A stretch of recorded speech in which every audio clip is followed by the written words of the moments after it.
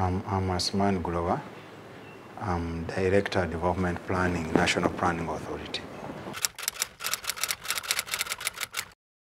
This dialogue was mainly to explore Uganda's competitiveness in the regional agro-trade market.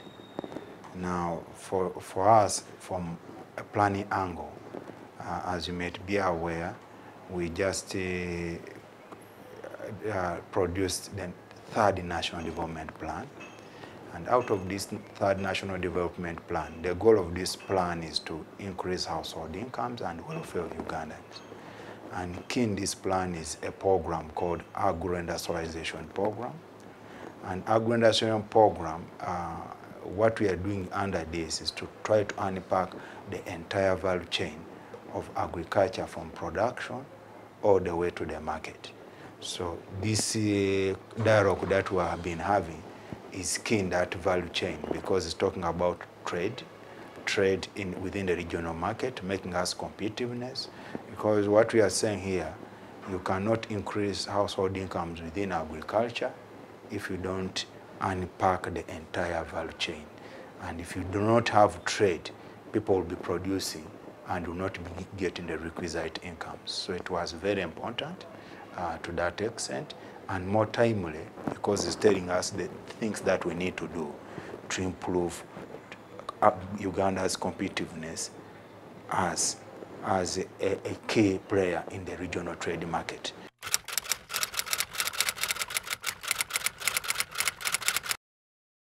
I think I can have 2-3 takeaways. The first takeaway is that if you are going to achieve the trade objectives you are looking at, government cannot do it alone. There is a need for government and private partnership. If it means setting standards, phytosanitary testing, there is a big role for private sector to play, and therefore you don't need the only government to be looking at this on its own. That's one. Secondly, in terms of government, what I'm hearing that there are so many processes happening, we need to coordinate better, and the government has a role to make sure it reorganizes itself. The policies that have it are enforced to make sure that we connect the dots to achieve the competitiveness we are looking for. Lastly, there are low-hanging fruits that we can do as government. One that came up for me clearly is the need to activate the SPS committee, that is the phytosanitary committee that involves both the private and public sector, to make sure that we address in a holistic way the standards issue that are failing us to be competitive within the region.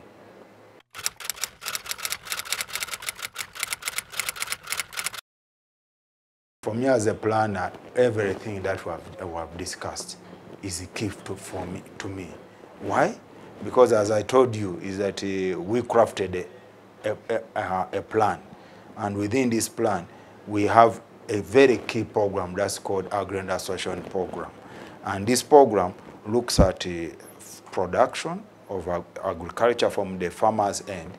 It looks at post-harvest handling. It looks at processing. It looks at market issues.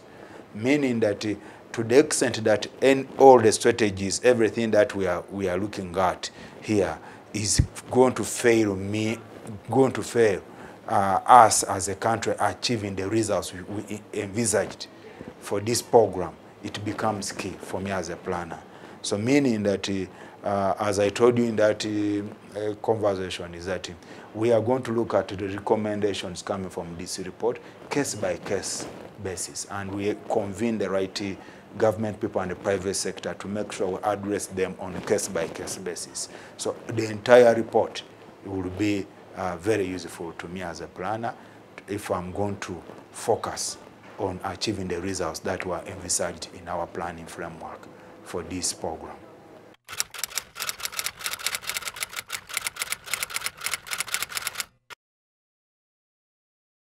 Yes, it's the entire government. As I told you, is that one of the takeaways from this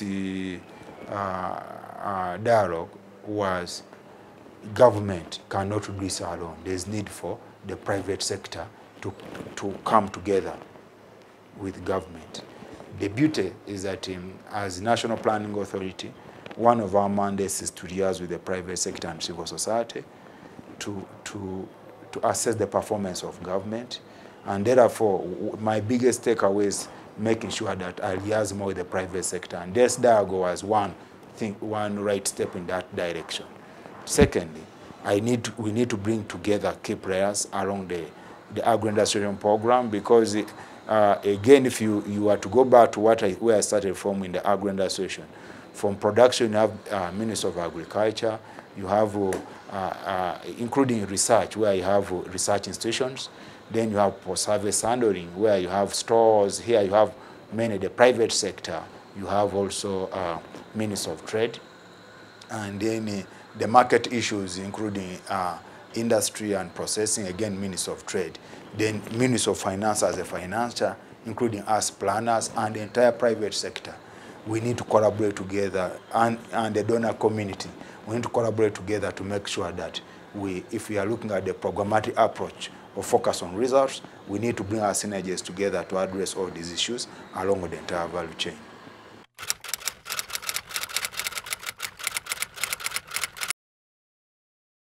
Immediately we get the final report from this dialogue with those received through those low-hanging fruits, received through those practical things that must be done.